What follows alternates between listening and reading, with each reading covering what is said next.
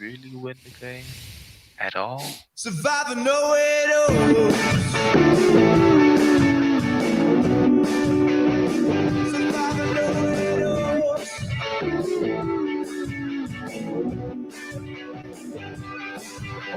Stephen Rock without a doubt. Got the game all figured out. They know it all.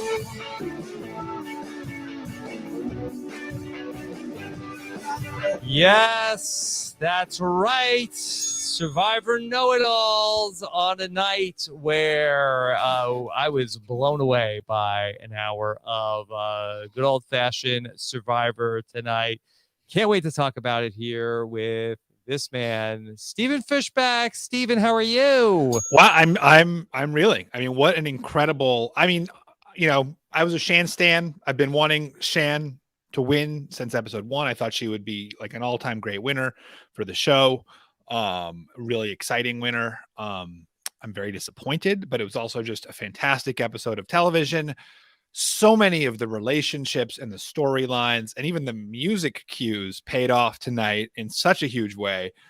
Really just, I mean, honestly, like it's all going to be downhill from here. You know? Yeah, like, just whatever happened, this has got to be the high crescendo. water. I mean, this was just like so incredible. So many great conversations, important conversations, earned conversations from the different things that went on during the season. I mean, this is why we watch Survivor. The relationships that we've been following all season paid off, and it wasn't about the advantages tonight. It wasn't about the, little like, new wrinkles and twists. This was, what we come for. We've loved this cast. We got to see them in, full swing tonight. And this was just an incredible hour of television. And, kudos to everybody involved because this was absolutely incredible. Yeah. And just, I mean, it's such a classic, Dalton Ross tweeted that this was just kind of a classic episode to see people torn between, their loyalties and their personal feelings and beliefs and their strategic necessity and their hopes of winning the game, to see people make very different decisions, right? To see, Ricardo choose, the strategic necessity, see Leynas choose personal loyalty, just, really beautifully paid off moments all around. Just fantastic, like a fantastic episode, not just of Survivor, but like of like any TV show, to see so many emotions, so many difficult emotional and moral questions, and just like all these strategic decisions, paid off in one kind of beautiful bow. Yeah, so many inflection points for each person involved, and each person has like their own set of criteria that they're using to make those decisions, which are very clearly laid out in the show. So I can't wait to get into it here with you tonight. We will speak with Shan coming up, but we'll have to wait until Monday because of the Thanksgiving holiday. I do love Thanksgiving, but it is screwing everything up here with this. So we will talk with Shan on Monday this week. That's what they've always done with the exit press on Thanksgiving week. So no Shan until Monday, when we will have our exit interview coming up with the latest person voted out of the game, Shan. And we have some really great podcasts coming up this week. I'm thrilled that we will have Jamal Shipman with us on Friday. Oh my God, that'll be a good one. Yeah. So Jamal, he gave me a great interview during Winners at War.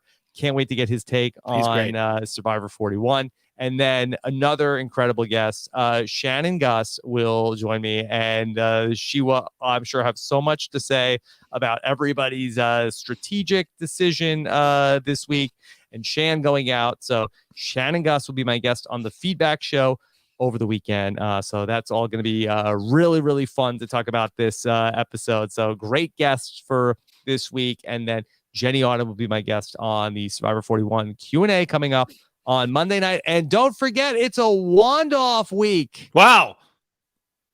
Rob, every week I say it's a great lineup, and every week I'm bowled over by your look, guests. we're But this we're week working it's hard really here. something. It's a wand off week. Get your wand offs in. From Josh Wigler will be back, so make sure. I know there's a holiday coming up on Thursday, but get your wand offs in, and we will be over the weekend listening to maybe will there be an influx of Shan wand offs? We'll see.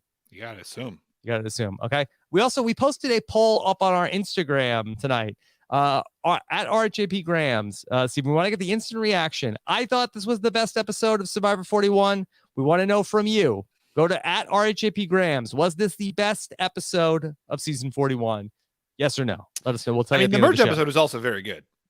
But which this was, merge? I think, which merge episode? The Tiffany boot was also very good. I thought this was. I'm voting. Yeah. Can I share how I'm voting? Is that sure. allowed? I'm sure. voting. Yeah. I would be voting. Do you agree with Stephen and I or not? Find Stephen out. And me. All right. Stephen and me. Well, okay. All right. Stephen, we have so much to talk about. Where do we start here? I guess let me start with Shan. What a classy exit from the game. What a great sport. I loved everything about her relationship with Ricard all through this episode. Yeah, I mean, those are two very. I don't even know where to take that. Do I talk about the Ricard or her classy exit? I mean, they were. I think that a big part of her exit was, just that relationship that we saw, that many those conversations about the way that they were able to speak with each other throughout the episode tonight. Well, in some ways, I wanted to ask if that was a mistake because, Ricard said a couple of times, we have never said to each other we're a final two. We know that we're going to have to fight it out at some point, and that's always been sort of the premise of this alliance. Now, in any other alliance, we would be saying, what a miss. We would be saying, why did you not promise him? It was like with Jonathan Penner in Philippines. We're saying, what, just promise them final four. Just make the deal, promise them final four. Who cares? You can figure it out later. Was it a miss? Was it a mistake for Shan not to have promised Ricard final two ever? It's interesting. She felt like that her concern, which I think certainly is a valid one, that she felt like that a woman was not going to get the credit that a man was going to get. I kind of side with Ricard here. I feel like that Shan beats Ricard. I think that almost any different configuration that you would have. And so I understand, I've gone back and forth of was this the right move for Ricard? But I just keep coming back to, she has an idol and I don't think he can beat her in the end. And so this is kind of a crazy move, but I kind of feel like that it's the move you have to make and roll the dice. Well, no, I'm not saying that. I'm saying, should Shan, maybe this is like a counterfactual. Should she have lied? Yeah, I didn't answer your question. Ricard, because Ricard knows that he has to vote out Shan because he knows Shan is going to vote him out. He sees that Shan has the numbers. Ricard said, maybe she's not voting me out now because she can't, but she can vote me out whenever she wants. And, after this vote, when they were planning on voting out Erica, suddenly that foursome is in charge of everything. I didn't think of it that way in terms of the DTR of, what are we doing here? Do you feel like that it was a mistake for Ricard not to say, hey, we should be a final three from his perspective? Well, results-oriented thinking, it was definitely a mistake for Shan not to say that.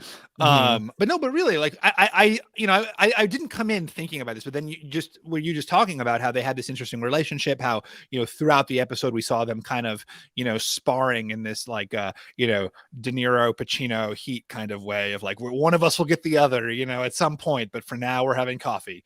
But thinking about it, that's bad. You should tell the people who you're working with really closely, oh yeah, it's us to the end. Obviously it's us to the end. And maybe they'll be super hurt at the end when you betray them, but they won't vote for you first. It's a very interesting point.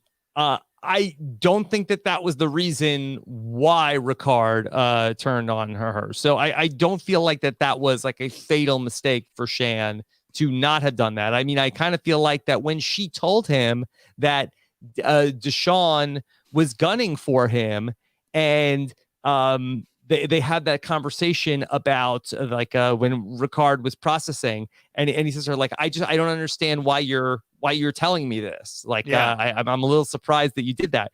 And they have this really great line where at some point we're going to go for each other, but she said to him, not yet. Right. Not yet. That's what I'm saying. Like, maybe just say, we're never going to go for each other. I will never come for you. You are my number one. This other thing is, flash in the pan for me. I'm going to write it out until you and I turn on them. Really though, like, isn't that the better move? Again, like, I did not think about this before this podcast. I had not come in thinking I would talk about that, but I think that might be like her, we'll obviously find out from David Bloomberg and Jessica Lewis why Shan lost, but off the cuff here, maybe that was why Shan lost, because she did not make that promise to Ricardo. Maybe. What do you think about should Shan have told when Leynas told Shan? Should Shan have told Ricard? Yeah, I thought that was the right. I thought that was the right choice. I thought Shan. The thing is, I think Shan had done such a fantastic job of playing all of her allies off against each other, except with her inability to commit to Ricard in this way. But yeah, I mean, let's track that movement, because it was so interesting the way that the way the vote moved. I just kind of like want to like sort of like hit the beats piece by piece to like better understand what it, because the way it happens, right, is Erica's the decoy boot, or the original boot, is that right? And then when Ricard wins reward, suddenly Danny and Deshawn say he's getting too much power, we've got to target him now. And so they bring Leynas in on that. Yes. And Leynas has, a crisis of faith. Like, do I stay with Danny and Deshawn, or do I honor my bond with Shan? She tells Shan. Then does Shan go back to Deshawn? How did that come up with? So Leynas told Shan about about what the guys were planning to do. Right. Shan went back and then told Ricard about what they were going to. Then Ricard wins immunity. And so then they're going, and then the plan is going to go back to Erica, but that's when Ricard decides that he is going to want to vote for Shan at this vote. Right, because he sees how easily she could, because because she is like, it's so interesting, like, because of the way she chooses to save him or tell him that he's safe, he sees that he could be disposable to her at a later point in time. Do you think that there was an issue with how she told him?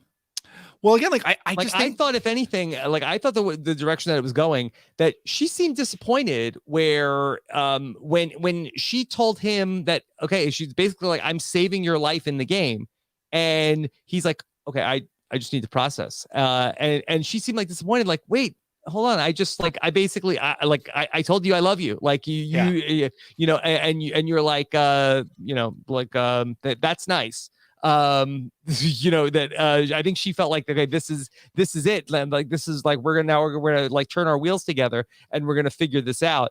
And I don't know if it was that moment, or if it was sort of like processing that, okay, well, I'm never gonna beat her, I needed to take a shot. I do think that, just from like an amateur psychologist point of view, that when Shan told Ricard that they're coming for you, and he says, why would you tell me this? It makes me feel like that if it was the other way around, and Ricard knew that somebody was gunning for Shan, he would never have told her, and he would have gone along with it. So I think that this was something that was churning in Ricard's mind for some time, that, okay, I just need to take my shot at Shan when the time is right.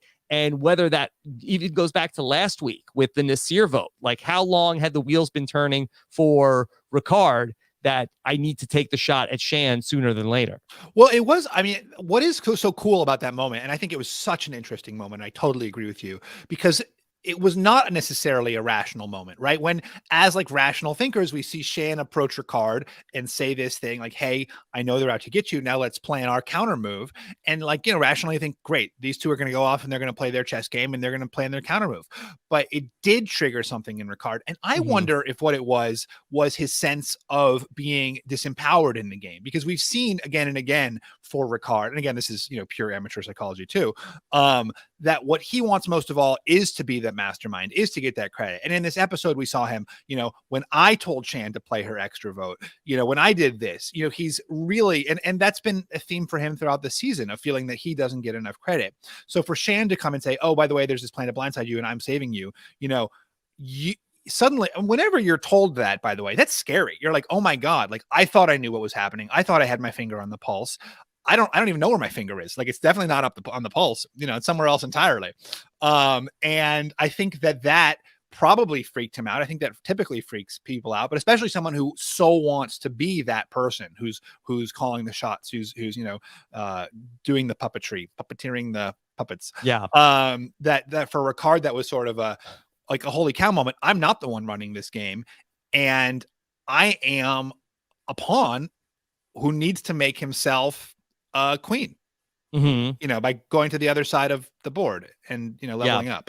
This was such an interesting vote, because I think that for me, like, I think that if Shan was willing to, let Ricard go and not fight for him, that I feel she will obviously survive this vote, and then you would think that she's in a pretty good position. Like, I kind of feel like that if the four was able to stick together, and it really comes down to, would Deshawn have used Heather and Erica eventually to get out Shan? I mean, I think that's really the key question. He seemed unwilling to do that until then he found out that Shan was targeting him. Right. Wait. So again, so how did Deshawn find out that was Shan was targeting him? Like, when did that? Ricard told Deshawn. Right.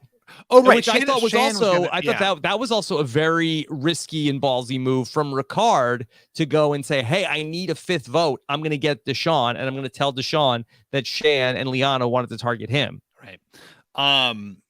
Sorry, I'm very underslept. It's having a baby. No, look, there was a lot going on. This was a very rich episode. So so that was so interesting. It's that it really moved so quickly. And then what was so cool about it is then they get Erica, and Erica's like, well, wait, if Shan plays her idol, then I'm going home. Yeah. And kudos to Erica, who I think is like if not for Ricard, like a sneaky pick to get the fishy this week. Yeah, I know. So Erica comes up with this plan to split the votes between Shan and Liana, which they then successfully do. Yeah. And although it almost triggers Danny and Deshawn are almost like, wait, hold on, are we getting played? And right. I want to then, there's a million questions of that. That the way that Shan got burned by Deshawn, was this the wrong move should Deshawn and Danny have pulled out of this move? Because that after tonight, I mean, they have now scorned Shan and perhaps Liana. Oh yeah, I mean, Liana has to feel, degree. Yeah, I mean, Liana was the other target. Of course, she's going to be furious. Her number one ally was voted out without ever having told. I mean, like, that ends that alliance, right? Like that. Like, I mean, if you're Liana, your number one mission the next day is to vote out Danny and Deshawn, and probably Deshawn, because you feel like it's your duty to your friend. Who it's obviously have a bond that's closer than friends. So. Yeah, I think really for Danny and Deshawn now, it comes down to like a tug of war of can you get Erica and Heather to stay with you for the next vote? Right.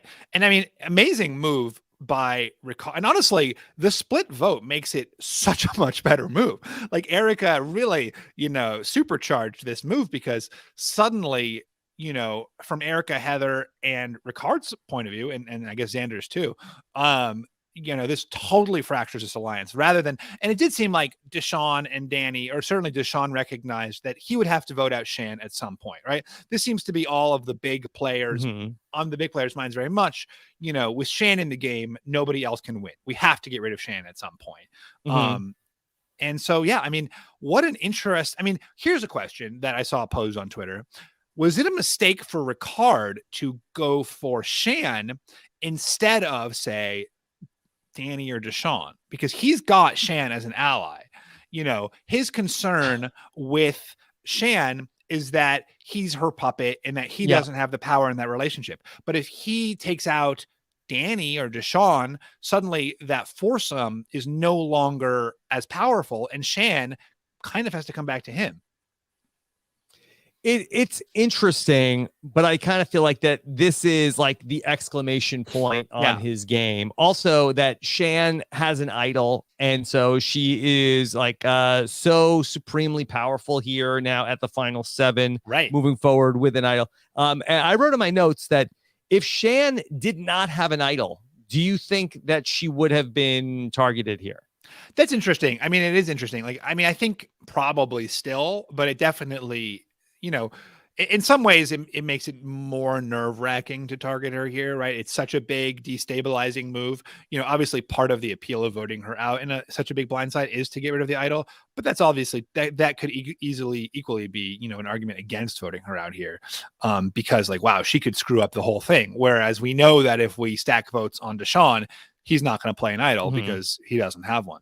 Now, I mean, it's so interesting how the way idols function this season really changes the strategy, because they're not guessing. They all think they know where the idols are, and maybe people are wondering, well, it was Nasir's idol, like put back into camp, and we don't know about it.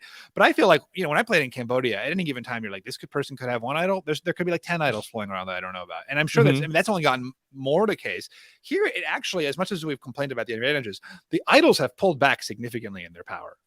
Yeah, and they've actually been kind of nullified by neutered by the fact that they, people know where they are, with the exception of Xanders' idol, which moves forward again. And it's interesting that we had Nasir and Shan go out back to back, who both had the other 2 idols. Yet Xander moves on again, does not have to play an idol, and it almost is feeling like one of the big stories of this season is Xander's idol. And just how long can he go without playing it? Yeah, I just tweeted he has diamond hands. I mean, that guy is unbelievable. What? Wow, look at you. Yeah, I know. Really hitting the memes. That guy has got, like, he pisses ice water. Like the fact that he is able to not play this idol again and again, week after week, every single tribal council, he's got to presume he's a target here. Has been a remarkable story. And, we got very little from Xander today, but that alone is just, incredible too.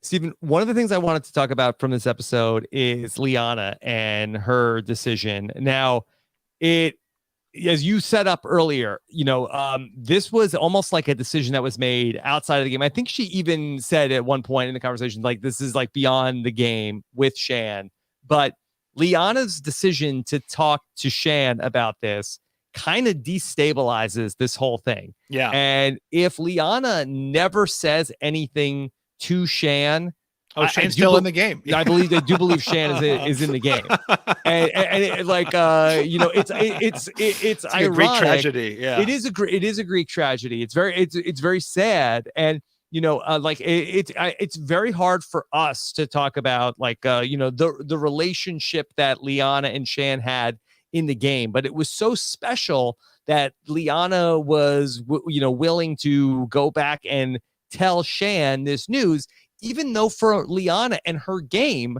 that this would have been a much better thing for Leynas to have Ricard go out of the game, because I think that it would keep Shan, it was cutting off Shan's other options that were outside of the Black Alliance. Do you think that part of the problem was how Danny and Deshawn pitched it to her, where they really kind of set it up as a blindside of Shan in a way, Yeah. Where But they're she like, was, but Leynas said was into it. She was excited. She said, "This is my chance to differentiate myself." But then when Shan came back, it was like, I can't do this to my friend. well, right, but that's why I'm just like, are you really doing something to? Because it's not, the plan was not to vote out Shan, right? In fact, like Leynas said, "Are we going to vote out Shan?" And they were like, "No, we're not going to do that. We're going to vote Ricardo, but we just can't tell Shan." And I wonder if there was a way to say it where it seemed like, hey, this is to solidify our alliance with Shan. You know, I mean, I don't know. Again, like this is nitpicking, but like, you know, like could they have said, you know, this was a way for us to solidify our alliance with Shan and not said like, we can't tell. I mean, I don't know. Maybe they didn't make it seem like a big blindside of Shan. But how about this? Did Ricard goof with his selections for the reward where that he should have taken either Danny or Deshawn with him? Where if he leaves them back together, that's where this plan comes up with, hey, it's time to vote out Ricard. Yeah, I mean, so first he picks Shan. He has to pick Shan. That's his number one ally. She hasn't been on a reward. It's been a whole thing. Then he picks Heather, which is obviously its own, you know, I mean, probably has limited strategic value. You know, maybe there's some strategic value splitting up Heather and Erica at this point. I just think that's like a number in his pocket. I think he felt like, or just like the human choice, you know, someone who has not been on reward. We all care about each other out here. We're all playing hard, but we all care about each other. And so I'm going to do the nice thing. And then Xander, you know, also who hadn't eaten was his excuse.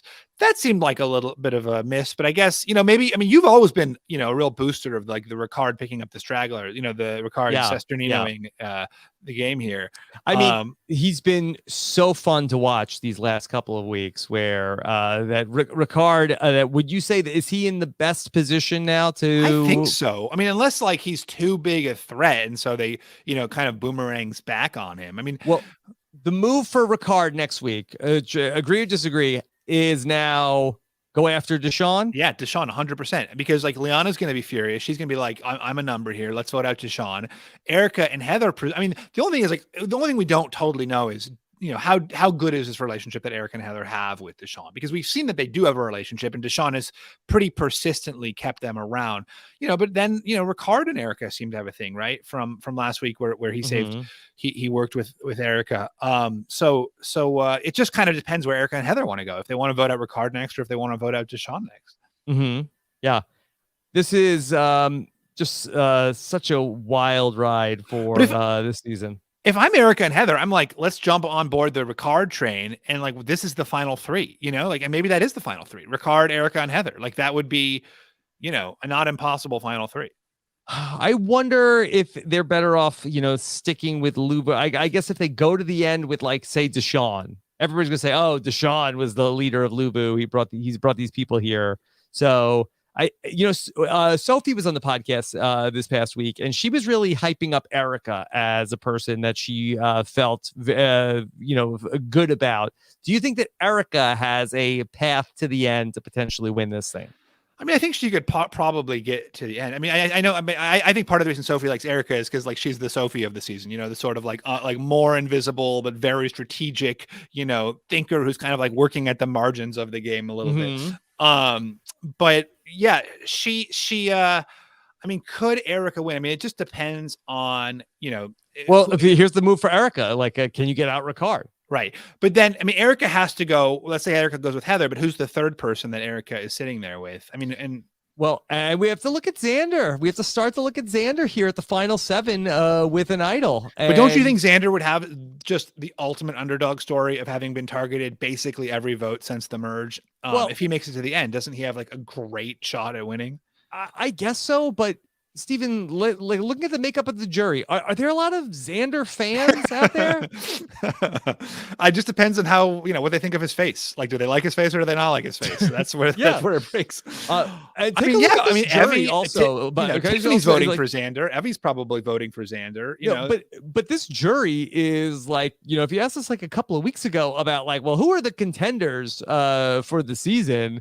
And you got a lot of them sitting on the jury bench now. I mean, when you say look at the jury, honestly, I think more and more of like Nasir probably will vote for Xander, right? They had their little their little bro Nasir, moment. I think would be the, Evie, the most. Nasir, Tiffany. Like right now, Xander's winning the jury vote. I don't know. I don't know if Tiffany is that. Tiffany and that high Xander on had like a real bond. That was like one of the they had past tense. I don't know. He didn't betray her in any way. She when I talked to her on the exit interview, she seemed a little burned by Xander. The fact that then he sort of okay.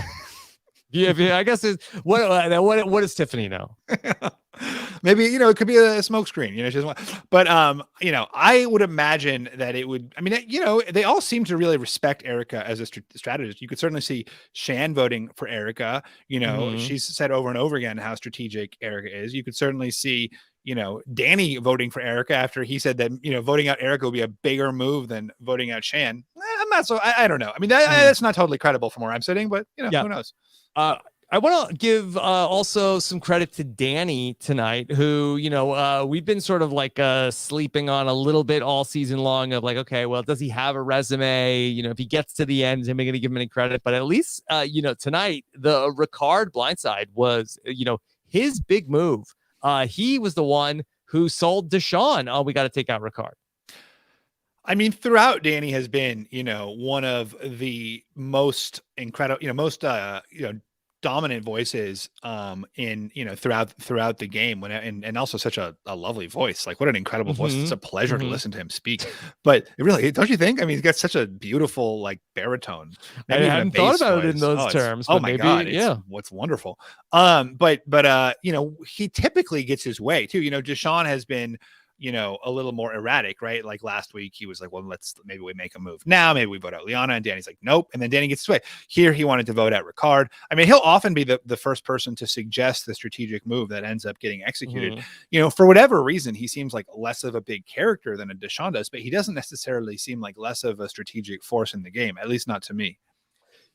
Can we go back to the beginning of the episode where Deshawn is talking with Erica about potentially blindsiding Shan, and Shan like asks him about what he was talking about with Erica. Oh, yeah. I thought that Deshawn was a little unconvincing in his conversation with Shan. We were talking about the idol, and yeah. Yeah, he seemed like that he didn't even know what idea she was talking about. She wanted to do something with Xander or something. Yeah, not totally convincing. I agree. It was not the best lie.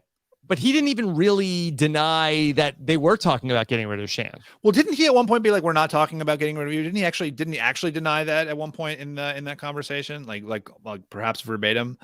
No. Okay. Well. I don't know. I didn't have the exact transcript of what they talked about. It did spark a very interesting conversation, and one that we saw quite a bit on Big Brother this season, which was about this idea of Shan and Deshawn having to wrestle with should we be doing what's best for us individually, or should we be looking out for what is best for in their words the culture, in terms of the staying together for the sake of the Black community, and that's just like a really compelling moral discussion that we're getting to witness play out in this season. Yeah, and it's so powerful to think about. I mean, we talked earlier about that tension between, people's sense of duty to their friends and their, the whatever, like versus their, their alliances versus the strategic necessity of voting someone out. But to have that be, even further complicated by this idea of having to represent your community, on national television. It was really incredible. And, for someone like me who has no conception of that to watch, I certainly didn't have any sense of that when I was playing. Obviously, I didn't think I was doing it for all the Jewish nerds out there, and so like to have that level of pressure on your game, and that sense of responsibility. I mean, Survivor is already such an impossibly difficult experience, and I mean it was both really interesting and moving. And, really daunting to think about, how difficult a decision that must be. I'm sure an incredibly like complicated decision or conversation that they're trying to work out, and also just the pace of play where that had there been like 72 hours between each of these tribal councils, I think you have more time to talk this through. But you're not even done processing that last vote, and now it's time to figure out what you're going to do next and what's best for my game, and what are the people at home thinking, and what's what's everybody saying about us, and it's just there's so much going on. Yeah, it's so much to think. I mean, yeah, exactly. And you're even like, even when you're like, even without those considerations, think about, you have all those, so many of those levels of like, what am I going to look like in the edit? How am I presenting myself to Jeff? How am I presenting myself to the jurors? How am I presenting myself to, the other tribe members? And then just to add that, such important and heavy complication onto that. I mean, I really have so much respect and just really, like I said, like it's like awe and, like not sympathy, but like just like it seems like such a heavy thing to have to wrestle with on a every day. Stephen, I would be remiss to not ask you while we have you here tonight, the conversations between Shan and Ricardo about, their, working relationship. You obviously, we think about the other great pairs in Survivor history. And certainly, at some point in that list, we get to you and JT. And did you ever have like I'm sorry, I had to. Did you have those types of conversation ever? Yeah, I mean, there was actually a deleted scene. It's one of my favorite scenes from the show. I think I even have it like on my YouTube of like where it was like day 17 or 18, and I was like, I'll never be able to beat you. And it's like, no, everyone loves Steven. You're gonna be able to beat me. And I was like, no, I really will never be able to beat you. It's like, no, we don't know. Well, we got to like, get there first. And I was like, yeah, that was a really more innocent time though. Survivor 18, it was not at all as self-aware as these guys are at Survivor 41. I mean, it was like really drop the 8, keep the 1 in terms of our naivete. It was like season 1 in terms of our idiocy. And it does. I do think that it's one of the interesting things to me about every strategic conversation. There are some people you have to say, you'll beat me, because that makes them feel good. But there are other people that you have to say, I'll beat you, because that makes them believe that you will go to the end with them. And I mean, sorry to, not to make this all about me. Like I screwed up in Survivor Cambodia by telling Spencer Bledsoe that I thought he would beat me at the end, because then he was like, oh, then Fishbach's not going to take me to the end, so I have to get rid of him. And I do feel like there was a little bit of that with the Shan Ricardo thing, where for both of them really, to say you're going to beat me at the end, they're both like signaling to each other, like we have to vote each other out at some point. Mm-hmm. Yeah, it's a fascinating discussion of like what is like that perfect marriage of you think that you want a person who they think that they can beat you, but you think that you can beat them, and it's hard to find that. Yeah, it really is, and it also is so situational. I remember I don't know. I remember actually like Russell on Heroes versus Villains having a conversation with Jerry Manthe where he said like, I know that that I'll beat you in the end, or something like, and that Jerry like choosing to ally with him because of that. So, whatever. I mean, that's such a, yeah. And famously, I told Sandra that I know I can beat you in the end. And Sandra responded, I don't know about that. Yeah. So, all right, Stephen, let's take a look at some of our questions here from time. But first, our poll results. Okay, was this the best episode of the season? Okay, we put our thumbs on the scale, but only 74% said best episode of the season. What do you think? The merge episode is very strong with the whole thing with like the advantage, the knowledge is power advantage, and the. Yes, that was very good. But this to me just had the emotional gravitas that that other episode. That had big moments, but this was just, I thought this was Survivor at its finest. Yeah, throughout the whole episode, so many different, and again, like, Liana on the one hand choosing to stick with her relationship with Shan, conversely, you have Deshawn choosing to go against Shan. It was funny though. Deshawn's like final choice of like Shan like dared to like betray me when we're he betrayed her and she found out about it and then betrayed him in response. And but but it's almost like that for Deshawn. I feel like there was like a third rail he wasn't willing quite to do. And then when Shan found out about what he was going to do, she was willing to go there. And then when he found out that she was willing to go there, then for him and Danny, it's like, that's it. We're out. So, it was just like, escalating stakes between this group. Well, but didn't all Deshawn know that Shan had told Ricard that she was gonna? So like Deshawn comes up with a plan to vote out Ricard, behind Shan's back. Shan finds out about that, tells Ricard. Ricard tells Deshawn, "Oh, Shan told me about your secret plan to vote me out," and Deshawn feels betrayed by Shan for having told Ricard about his plan to betray her. So I'm just going back to my notes. Ricard needed Deshawn as a fifth vote. I think that I don't remember what exactly he told Deshawn. I don't have it written down, but I don't think he told Deshawn that Shan was planning to vote him out. I think he just told Deshawn that Shan told him that Deshawn was going to vote him, Ricard, out. Mm-hmm. It's a really quite an interesting game of telephone there, though. Mm-hmm. All right, we'll take a look at it another time. I'm sure the chat is going to be jumping in here. Okay, let's take some questions. So why don't you get us started with Cameron? Cameron wants to know, wasn't this a terrible move for Ricard? Take out his most loyal ally who told him Danny and Deshawn were gunning for him. Well, I think there's something really compelling about that. Shan is someone who's loyal to him, someone who's a source of information to him. And when Shan is gone, he loses that person. Mm-hmm.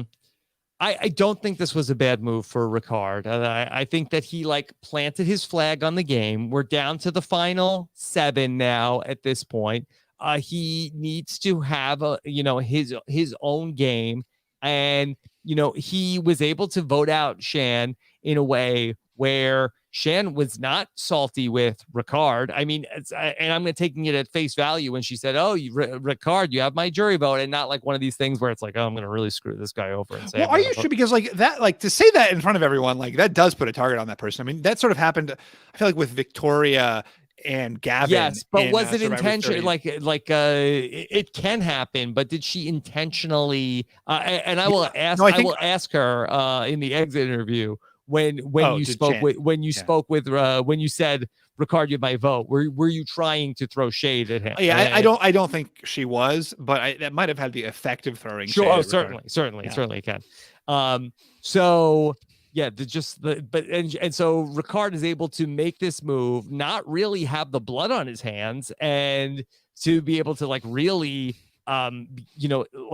if Shan is blocking him, she has an idol, and he can't beat her. Then I almost feel like that this was a move he had to make. If not now, then soon.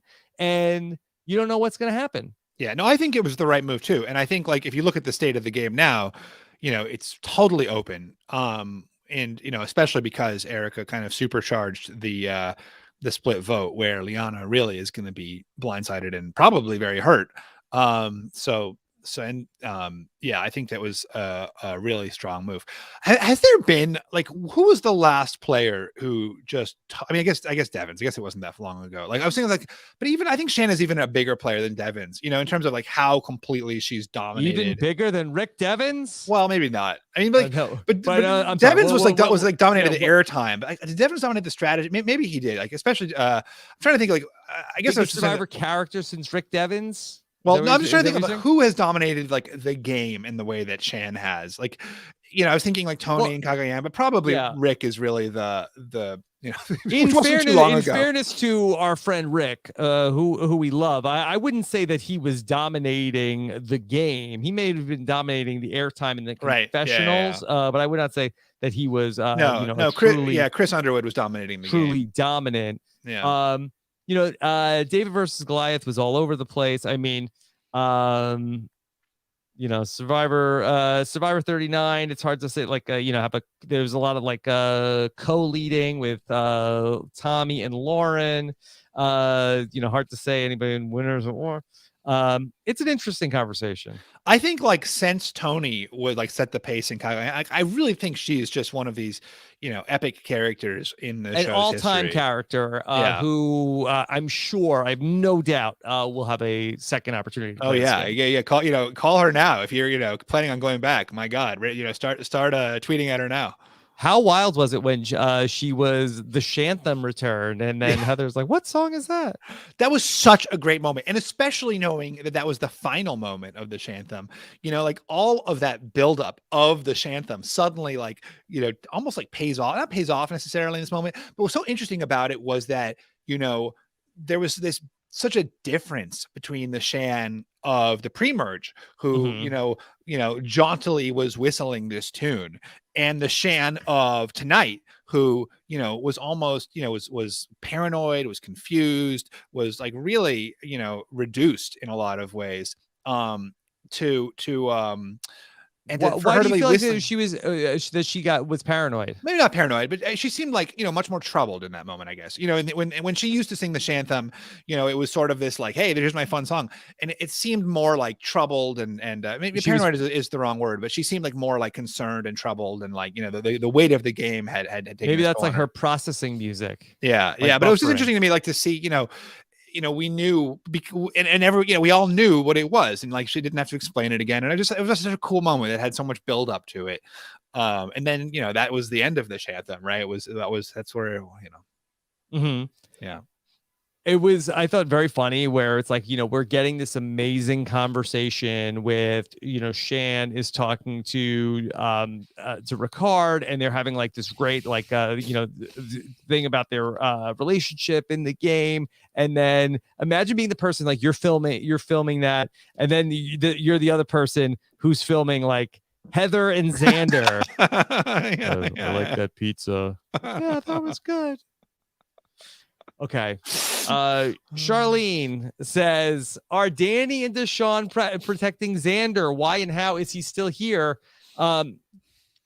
Stephen, do you think that is there something to that? Because I tend to think that there are just shinier objects that people keep going after instead of Xander. Right, because Xander has always seemed like the next guy to go. At some point, he's like, we don't even need to bother with and I really do think that they thought that he would play his idol. Like it would have been a very sensible move if you're Xander in this spot. And they had a plan for Xander, right? They said, don't anybody tell Xander a name, and then Xander will need to play his idol. Well, now obviously Ricardo ended up telling Xander a name. And Ricardo or Xander made a lot of noise about how he was going to play his idol, and he referred to it a few times, and then he didn't. Yeah. I think there is something to what you said earlier about, Diamond Hands Xander, where that he's so cool and chill. Like he doesn't have like sort of like and I always feel like it's like the Troyzan energy of like, hey, I'm at the bottom, I'm scrambling, I'm making things happen, I'm making moves, you think you can get me out, you can't. He just is like flatline, like almost like seemingly at times like no pulse, and I think that plays to his favor. Yeah, I mean, to be fair, we also in season 38 gave credit to, I think Lauren and maybe Kelly too, for every week not playing their idols until they were voted out with idols.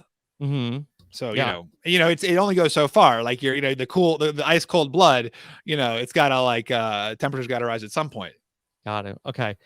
Philly in Florida has a question for you. All right. Philly wants to know, is it bad strategy to discuss who you want to evict before the immunity challenge? Philly in Florida, first off, we don't use the E word in Survivor. What? We want to evict? Oh. Who do you want to vote before the challenge? Okay. Stephen, is that a cardinal sin in Survivor? Yeah. What was the question? To talk about who you want to vote out before the immunity challenge. Because you basically ensure that they win the challenge. I mean, obviously that's an editing Shan's thing. case. I mean, she wanted to. I'm sure she was happy that Ricardo won the immunity challenge. Yeah, I mean, I think that typically immunity challenges are the same day as tribal council. There's often not as much time to get a plan together after the immunity challenge. You have to have a plan before you go to the immunity challenge, and you have to have a backup plan typically. Yeah. Typically we only see it be so definitive when that person wins the immunity challenge, because it gives good emotional stakes. It like scuttles the plan. To some degree it's an editing thing, but no, you absolutely need a plan before the immunity challenge. And I suspect this is probably a 48-hour cycle. The reward challenge was, the first day. Then Ricard won, picked those people. They went for pizza. They went overnight. That's when the plan comes in. They come back the next morning. And then Leynas grabs Shan, tells her about what the guys were talking about from the day before. Shan tells Ricard. They go to the immunity challenge. And then we have the afternoon. And I would think that this was just a 48 hours in Survivor. Yeah. Gary, my lazy cat, asked, mentioned on Twitter, like, do you think a 26-day season actually creates better Survivor? I mean, what's interesting is we are close to the end. It's hard to, to generalize from one season, but we are close to the end, and people are, they still got a lot of gas in the tank in a way that, it's day 19 or whatever, day 20, on day 30, people are more tired. Mm-hmm.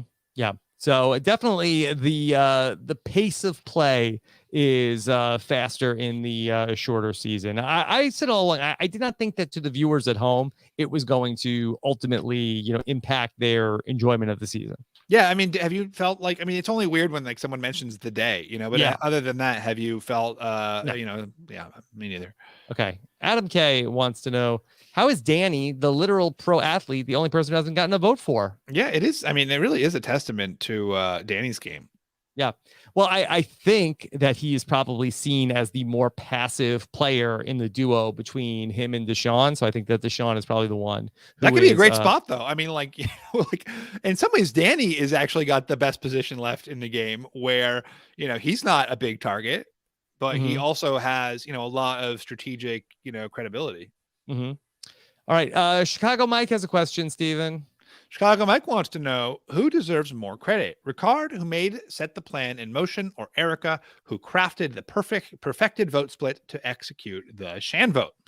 Well, I think that Ricard deserves all of the credit in taking out Shan. I think that the credit that she deserves goes into, further destabilizing the Leynas from Danny and Deshawn, and also saving her own skin in case Shan ended up playing the idol. Yeah, I mean, and it really did look very briefly like Erica might have, played a little bit too hard, right? Like that it might have behooved her to just, keep her head down and not say anything. When she went to Deshawn and Danny and suggested the vote split, suddenly there was a chance that the whole thing wasn't going to go through. Now, how much of that was just, creating doubt for television versus how much of that was really fear on Deshawn and Danny's part? Like, I don't know. But I mean, obviously it worked out, but did any part of you still think, she did a little bit too much? Who, Erica? Yeah. I mean, that thought did not cross my mind. I think that the bigger question for me is just like, was this ultimately good for Deshawn specifically? Right. Is voting out. I mean, do you think tonight a net positive or a net negative for Deshawn? That's a tough one. I mean, I honestly think it's probably going to be a net negative. Because like, I think it's a net negative. What do you think? I think that it's tough for Deshawn. I really feel like that his only path to the end is, can he get back in with Erica and Heather to rebuild this? And like for Deshawn, I think that for Deshawn, his mission is now get out Ricard. For Ricard, his mission is get out Deshawn. And who benefits? Xander for the win. I mean, I don't actually want him to win, but I think that might lead Xander to win. Mm-hmm. I don't even I guess I'm rooting for Ricard at this point. I don't know. I mean, like, that was such a big move for Ricard. I mean, I've loved Deshawn. I mean, they're all great. I've loved Danny throughout this. I mean, Leynas would be super fun. I don't think it's impossible. I mean, for her to like pick up Shan's edit or Shan's storyline or whatever you want to call it. It's basically like the Natalie Anderson where, Jeremy has gone home and now her story is, I have to avenge Shan. I'll never forgive these people for what they did to Shan. that actually would be a very compelling, arc for Lyanna. Yeah, the So Arya Stark. yeah, I would love to see that. That would be so fun. But yeah, I think this was not a great move for Deshawn, because previously it seemed like he was in he and Shan obviously were, sort of had a duel for who had the most, influence. Shan obviously had her relationship with Ricard, and, was super tight with Lyanna, but Deshawn maybe had better relationships with Erica and Heather. And obviously Danny seemed to have a thing with Xander a little. So it seemed like, I kind of thought like Deshawn might have even have had the edge in that. So, and if Shan was willing to take out Ricard later, Deshawn could take out Shan, right? Because Shan, like, we don't know how good Shan was with fire. But it wouldn't have been crazy to hope to get Shan out kind of right before that final vote. Okay, let's take one last question and then let's start to wrap up. Okay, Susie wants to know, why do you think Shan was more mad at Deshawn than Ricard? Why do you think that Ricard thought this was the right time to make this move? Okay, so we talked about why Ricard thought it was the right time to make this move. But for Shan, why do you feel like she was more mad at Deshawn than Ricard? Well, I think we saw some of it, right? We saw that she and Ricard kind of had this explicit agreement, like, you can vote me out. We're at some point, one of us is going to have to vote the other out. Whereas, there seemed to be, like we talked about a little bit, there was a much more of a real personal and even cultural stake for Shan in that All Black Alliance that she was really committed to. Mm-hmm. And going back to that conversation from the start of the episode, I think it has a lot to do with that. And I feel like that, that was just basically, there was like a Cold War between the two of them. And then once, Shan felt like that it was a little bit like a he said, she said of who struck first. And that in Shan's mind, like, the move to go behind her back and take out Ricard was just enough to, set off this war between the two of them. I kind of think Deshawn struck first too. I think the plan to take out Ricard was the plan to, like, mutually assured destruction. That's what happens. Yeah. I mean, who do you think struck first? I think Deshawn struck first.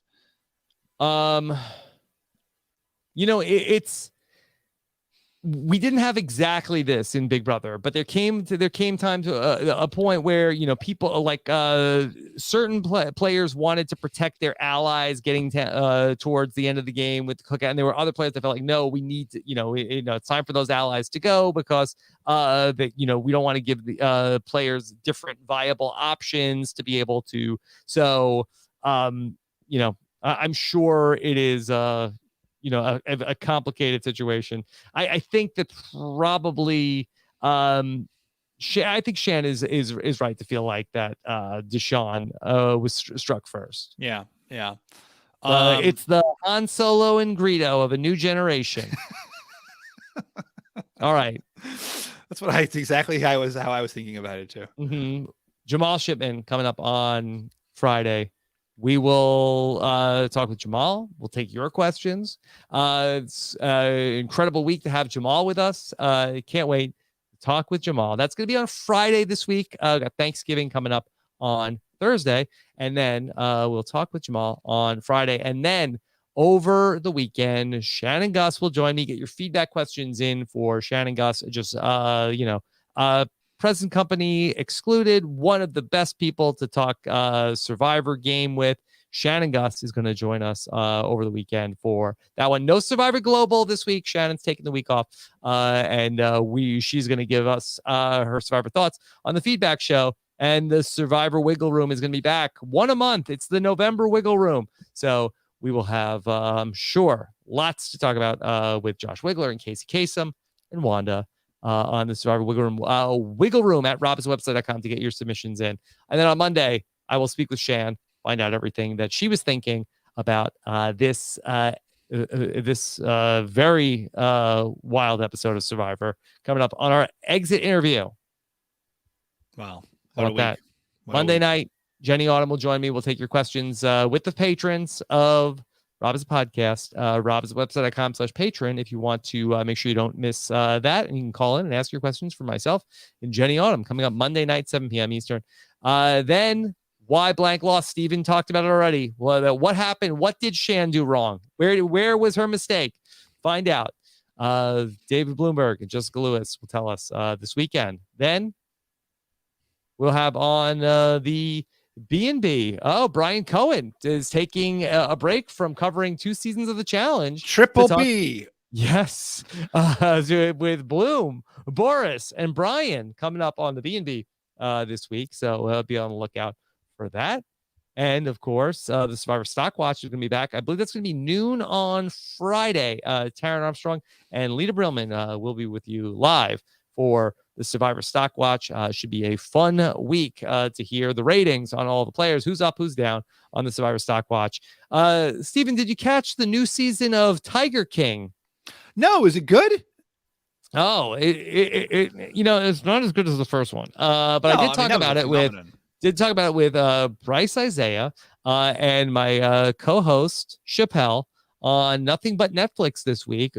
Very funny podcast with Bryce and with Chappelle on Nothing But Netflix. Wow, that sounds fun.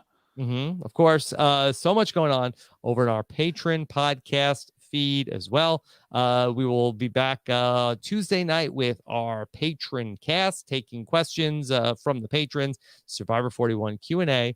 robbinswebsite.com/patron to become a part of our Robbins Podcast patron community. Stephen, we're working on some Fishbach merch. Yes. Let me just say it's in the works. But in the meantime, finally, we've got plenty of other merch available. robbinswebsite.com/merch.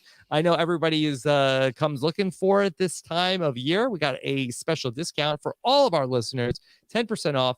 robbinswebsite.com/merch when you use the promo code RHAP 2021. Patrons, make sure to check your Patreon account. There might be a little something extra on Patreon. How about that? Nice. Wow. Yes. All right. Of course, for your Black Friday shopping needs, click on our link, robbinswebsite.com/Amazon. It's a great way to support the podcast and use our associate link. And we get a small commission when you make a purchase using our link at robbinswebsite.com/Amazon. And you don't pay any more. We always appreciate that. Hit that subscribe button on YouTube to make sure you don't miss any of our YouTube content, or subscribe to the podcast wherever you get your podcast at robbinswebsite.com/subscribe. And of course, be sure to follow us on social media at Robbins Podcast, at RHAP Grams, and at Robbins Podcast on TikTok. Stephen, also a little bit of trivia about tonight. This is the final podcast that I will be recording here in my temporary home here. Oh my God. I moved here to Raleigh, North Carolina 5.5 months ago. Wow. I've been living in an apartment, and this is the final podcast that I will be recording in this temporary home. We'll be moving out of the apartment. Nicole finally kicked you out, huh? Yep, that's right. No, we will be officially moving to our house on Thursday.